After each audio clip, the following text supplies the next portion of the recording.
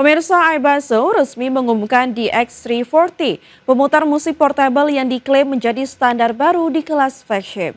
Dengan desain modular, chip DEC FPGA, dan dukungan audio resolusi tinggi, perangkat ini menyasar audiofil serius.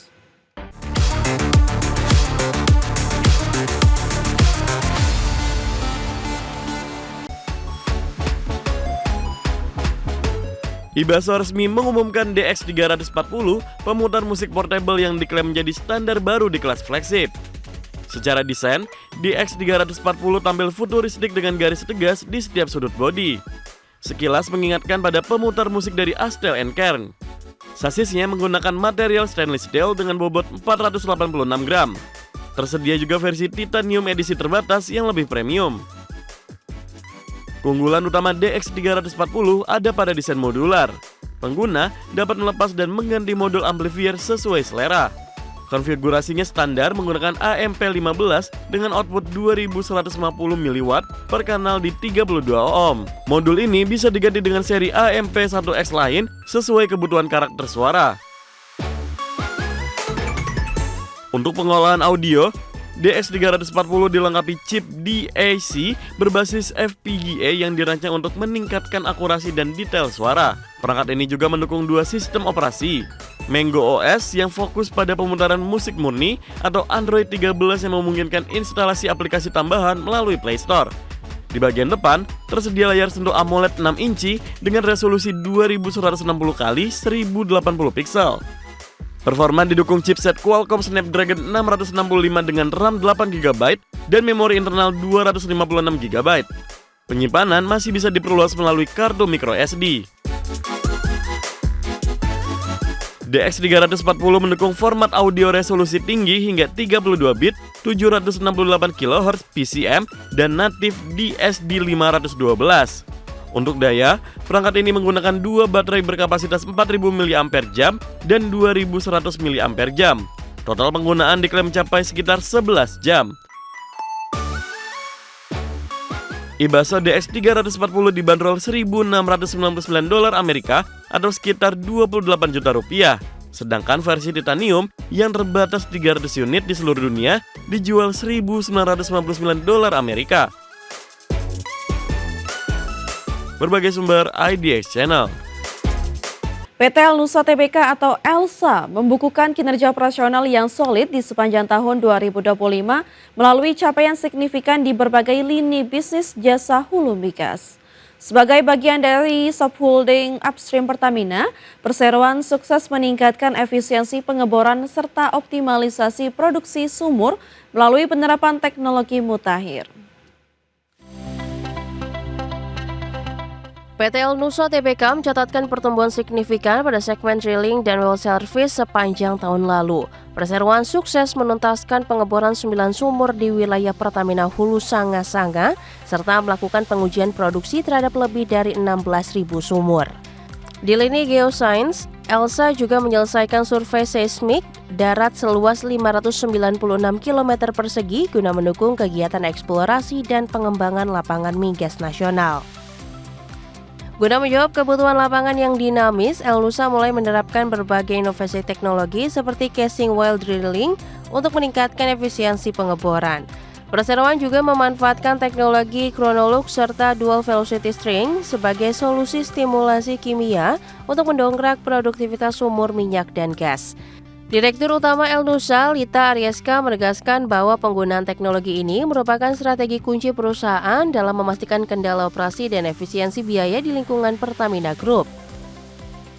Adapun kontribusi positif juga datang dari segmen distribusi dan logistik melalui anak usaha Elnusa Petrofin yang mencatat pertumbuhan volume penyaluran bahan bakar sebesar 29%.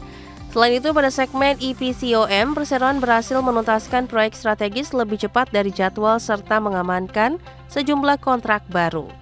Dengan capaian operasional yang kuat, Elnusa optimistis dapat terus memperkuat rantai pasok energi nasional sekaligus menjaga standar keselamatan kerja tanpa insiden. Berbagai sumber, IDX Channel. PT Chandra Asri Pacific Tbk melalui anak usahanya PT Chandra Asri Alkali mengumumkan progres pembangunan pabrik klor alkali dan ethylene dichloride di Cilegon telah mencapai 50%. Proyek ini menjadi bagian strategi perseroan untuk mendukung hilirisasi industri kimia nasional serta mengurangi ketergantungan impor bahan kimia dasar. PT Chandra Asri Pacific Tbk melalui anak usahanya PT Chandra Asri Alkali mengumumkan progres pembangunan pabrik klor alkali dan etenyl dichlorida di Cilegon telah mencapai 50%. Pembangunan fasilitas CAEDC ini memasuki fase puncak konstruksi atau Peak Progress Phase. Sejumlah pekerjaan utama telah diselesaikan termasuk pemasangan struktur pabrik, instalasi perpipaan, dan persiapan koneksi kelistrikan menuju tahap operasional. Pabrik berskala dunia ini ditargetkan mulai beroperasi komersial pada kuartal pertama 2027. Presiden Direktur dan CEO Perseroan Erwin Ciputra menyatakan proyek ini merupakan langkah strategis untuk memperkuat fondasi industri kimia nasional agar lebih resilient dan terintegrasi. Melalui peningkatan produksi dalam negeri, fasilitas ini diharapkan mampu mengurangi impor dan memperkuat posisi Indonesia dalam rantai pasok industri kimia di Asia Tenggara. Selama masa konstruksi, proyek ini telah menyerap sekitar 3.000 tenaga kerja. Setelah beroperasi penuh pada 2027, fasilitas ini diproyeksikan menciptakan sekitar 250 lapangan kerja baru serta melibatkan UMKM lokal dalam rantai pasok dan operasional berkelanjutan. Pada fase awal operasi, pabrik ini akan memiliki kapasitas produksi 827.000 ton soda kaustik dan 500.000 ton etenyl dichlorida per tahun. Produksi soda kaustik diperkirakan dapat menggantikan impor hingga 827.000 ton per tahun dengan nilai sekitar 293 juta dolar Amerika. Sementara itu, seluruh produksi etenyl dichlorida akan ditujukan untuk pasar ekspor dengan potensi devisa sekitar 300 juta dolar Amerika Serikat per tahun. Perseroan menegaskan komitmen untuk meningkatkan daya saing industri kimia nasional dan menciptakan nilai tambah bagi perekonomian Indonesia. Tim Liputan, IDX Channel. Magix mengenalkan Zero 40, konsol gaming portable berlayar vertikal yang dirancang untuk emulasi game klasik dan game Nintendo DS. Perangkat ini menawarkan layar sentuh IPS, sistem Android chipset stabil, serta baterai awet untuk pengalaman bermain retro yang praktis.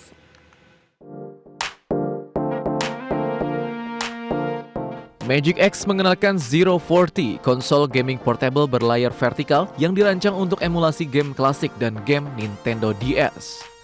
Magix X Zero 40 mengusung layar sentuh IPS berukuran 4 inci dengan resolusi 480x800 pixel. Orientasi layar secara vertikal membantu meniru tata letak dua layar Nintendo DS secara simulasi dalam satu panel tunggal, memberikan pengalaman gaming klasik yang lebih natural bagi game-game tertentu. Di bagian dalam, Magix X Zero 40 ditenagai oleh chipset Allwinner A133P berbasis ARM Cortex A53 dengan kecepatan hingga 1,8 GHz. Perangkat ini dijalankan dengan sistem Android sehingga pengguna dapat menjalankan emulator game klasik dan fitur lain dengan kompatibilitas yang lebih luas.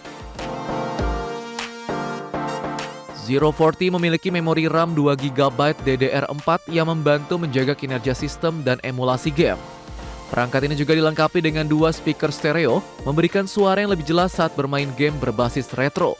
Untuk konektivitas, Magix X Zero 40 menawarkan dukungan Wi-Fi dengan frekuensi 2.4 GHz serta Bluetooth untuk sambungan perangkat nirkabel. Hal ini memungkinkan pembaruan sistem dan komponen luar lain terhubung ke perangkat secara mudah. Magix X Zero 40 dilengkapi baterai berkapasitas 4.300 mAh yang menawarkan waktu bermain antara 5 hingga 7 jam dalam satu pemakaian. Kapasitas ini cukup untuk aktivitas gaming retro pada perangkat portable tanpa sering mengisi ulang. Perangkat ini dirancang utama untuk emulasi berbagai platform game klasik termasuk PlayStation 1, Nintendo 64, PSP, SNES, NES, serta game arcade lebih lawas. Dengan Android sebagai basis sistem, pengguna dapat mengatur emulator sesuai kebutuhan dan preferensi game yang ingin dimainkan. Berbagai sumber IDX Channel.